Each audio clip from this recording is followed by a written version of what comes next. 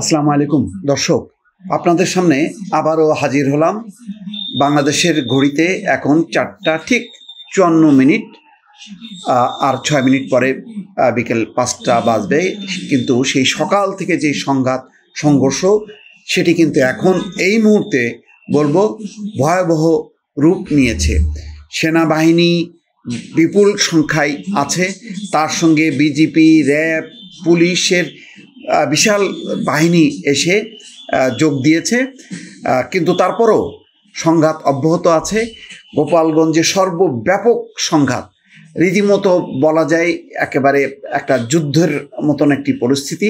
হাজার হাজার আওয়ামী লীগের নেতা কর্মীরা তারা কোনোভাবে অবস্থান ছাড়ছে না। তারা একদিকে যখন অবস্থান সরিয়ে দিচ্ছে, তখন আরেক দিকে অবস্থান নিচ্ছে। এই অবস্থায় দেশের রাজনৈতিক দলগুলো প্রতিক্রিয়া জানাতে শুরু করেছে। ইতিমধ্যে মির্জা ফখরুল ইসলাম আলমগীর এনসিপির শান্তিপূর্ণ কর্মসূচিতে এই ধরনের বর্বরচিত হামলার তীব্র নিন্দা করেছে। জামাতের আমির ডাক্তার শফিকুর রহমান তিনিও গভীর উদ্বেগ প্রকাশ করেছেন, নিন্দা প্রতিবাদ জানিয়েছেন, প্রশ্ন রেখেছেন গোপালগঞ্জে আসলে কি হচ্ছে।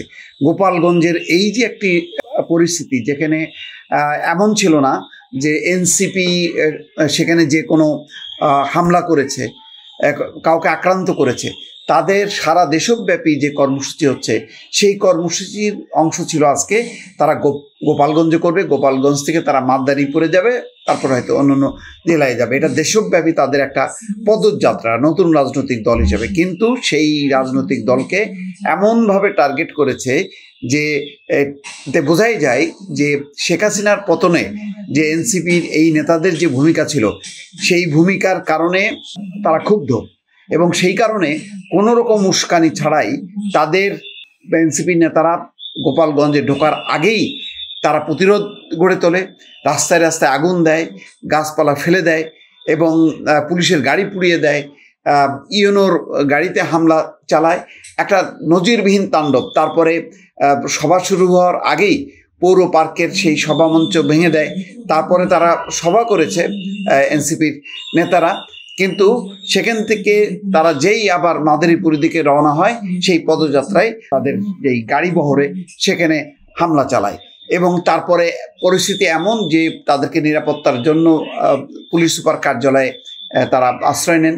এই মুহূর্তে তারা সার্কিট হাউসে আছে এবং তাদের হামলাটা এমন ছিল যে হামলা করতে করতে তারা একেবারে এনসিপি নেতাদের উপর হামলা করবে সেই টার্গেট করে তারা চতুর্দিক একটা বেষ্টনী আরোপ করে এবং পুলিশ আপ্রাণভাবে চেষ্টা করেছে তাদেরকে ছত্রভঙ্গ করার জন্য, কিন্তু কোনোভাবেই তাদেরকে ছত্রভঙ্গ করা যায়নি।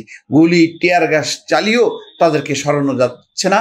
এমন একটা পরিস্থিতিতে সেখানে সেনাবাহিনীর বড় দল যুক্ত হয়েছে, বিজিবির বড় দল যুক্ত হয়েছে এবং এখন পর্যন্ত আপনাদেরকে যখনই আমি শুরু করলাম বললাম যে 5:54 এখন 4:58 আপনাদের সামনে যখন কথা বলছি, এখনো পর্যন্ত আমার পাশেই যে টেলিভিশনে সেখানে মুহুর্মুহু টিয়ার গ্যাসের শব্দ, গুলির শব্দ পাওয়া যাচ্ছে এবং সাংবাদিকরা পর্যন্ত আতঙ্কিত হয়ে তারা যে লাইভগুলো করছে, বলা হচ্ছে, সাংবাদিকরা বলছে যে তাদেরকে টার্গেট করা হচ্ছে, যে তারা কোনোভাবেই চায় না যে তারা যেই আক্রমণগুলো করছে সেই আক্রমণের ছবি তারা ধারণ করতে পারে। এই জন্য তারা সাংবাদিকদেরকে লক্ষ্য করে, পুলিশকে লক্ষ্য করে তারা অব্যাহতভাবে ইট পাটকেল ছুটছে, দেশীয় অস্ত্র কোথাও কোথাও ব্যবহার করছে। এমন একটা নারকীয় একটা পরিস্থিতি তারা তৈরি করেছে। এর ফলে আজকে এনসিপির এই কর্মসূচির মধ্য দিয়ে আবারও কিন্তু সেই রাজনৈতিক দলগুলো যারা শেখ হাসিনার পতনের ভূমিকা রেখেছিল তারা কিন্তু আবার ঐক্যবদ্ধ হচ্ছে। তারা পরিস্থিতি বুঝতে পারছে এটা শুধু এনসিপির উপর হামলা না, একেবারে বলা যায় যে শেখ হাসিনার পতনের যেই রাজনৈতিক শক্তি ছিল সেই শক্তির উপর আঘাত। এবং সেই কারণে এখন রাজনৈতিক দলগুলো একটি ভিন্ন পরিস্থিতি লক্ষ্য করতে পারছে। সাম্প্রতিক সময় তাদের মধ্যে দ্বন্দ্ব বিবাদ ছিল নানা ইস্যুতে, কিন্তু অন্তত এই ইস্যুতে যেখানে এনসিপির উপর শান্তিপূর্ণ তাদের গণতান্ত্রিক একটি কর্মসূচি, সেই কর্মসূচির উপর যখন হামলা হলো তখন কিন্তু তারা এখন ঐক্যবদ্ধ প্রতিক্রিয়া দেখাতে যাচ্ছে। নিশ্চয়ই এই পরিস্থিতির যদি আরও অবনতি হয়, দর্শক কি অবস্থা হবে গোপালগঞ্জের? ইতিমধ্যে হতাহতের সংখ্যা কি দাঁড়াচ্ছে বোঝা যাচ্ছে না, কিন্তু এটা একেবারেই গ্রহণযোগ্য হতে পারে না যে এনসিপির এইরকম একটি সমাবেশ, এরকম একটা কর্মসূচিতে তারা যে নজিরবিহীন তারা মানে হামলা চালিয়েছে, তারা যদি প্রতীকী কর্মসূচি করতো, প্রতিবাদ কর্মসূচি করতো, তাদের মতন করে সভা সমাবেশ করে যদি তারা এনসিপির এই কার্যক্রমের নিন্দা করত, সেটা মানা যেত। কিন্তু তাই বলে রাস্তাঘাট অবরুদ্ধ করে এইভাবে হামলা, এবং শুধু এনসিপির নেতা কর্মী না, আইন শৃঙ্খলা রক্ষাকারী বাহিনীর উপর একদম সরাসরি তারা হামলা করছে এবং ব্যাপক সংঘাতে তারা জড়িয়েছে। তাদেরকে বারবার অনুরোধ করার পরও তারা কোথাও থেকেও অবস্থান ছাড়ছে না। তারা একদিকে তাদেরকে যখন ছত্রভঙ্গ করছে, তখন তারা আরেক দিকে অবস্থান নিচ্ছে। তার মানে তারা মরিয়া, এবং মনে হচ্ছে যেন আজকে তারা মানে সমস্ত শক্তি নিয়োগ করবে, তারা তছনছ করবে এনপি নেতা কর্মীদের, মানে জীবন কেড়ে নেবে, আইন শৃঙ্খলা রক্ষাকারী বাহিনীর সদস্যদেরকে আক্রান্ত করবে, আহত করবে। এমন একটা মরণপণ লড়াই দর্শক, তার দৃশ্য দেখা যাচ্ছে গোপালগঞ্জে। এবং এই পরিস্থিতি আমি আগেই বলেছি যে গোপালগঞ্জের এই পরিস্থিতি কিন্তু শুধু এখন না, আরও আগে থেকেই কিন্তু চলছিল একের পর এক। যেহেতু কোনো রাজনৈতিক দল সেখানে কোনো কর্মসূচি করছিল না, সুতরাং বোঝা যায়নি। কিন্তু যখনই যেই দল কর্মসূচি করতে গেছে, সেখানেই কিন্তু তারা হামলা চালিয়েছে।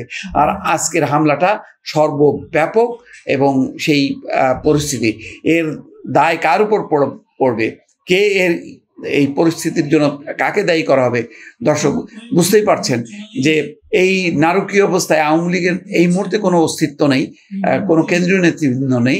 কেউ যে আহ্বান জানাবে যে এই কর্মসূচি থেকে তারা যেই সংঘাতে জড়িয়েছে এখান থেকে তারা যাতে ফিরে আসে, তেমন কিন্তু পরিস্থিতিও নেই। মোট কথা, একটা উচ্ছৃঙ্খল জনগোষ্ঠীর সঙ্গে, এবং যারা সংক্ষুব্ধ, যারা একদম আক্রমণাত্মক মনোভঙ্গি নিয়ে তারা লড়াই করছে, তার চরম কিন্তু খেসারত দিতে হবে। এবং এটা মনে করার কোনো কারণ নেই যে এই ধরনের সংঘাত চালিয়ে তারা জয়ী হবে আর গোটা বাংলাদেশ চুপ করে বসে থাকবে, এটা মনে করারও দর্শক কোনো কারণ নেই। ভালো থাকবেন, আল্লাহ হাফেজ। আপনাদেরকে জানিয়ে রাখছি যে কোনো পরিস্থিতির মুহূর্তে মুহূর্তে আপডেট আপনাদেরকে জানাবো। আশা করি ভয়েস বাংলার সঙ্গেই থাকবেন। আল্লাহ হাফেজ।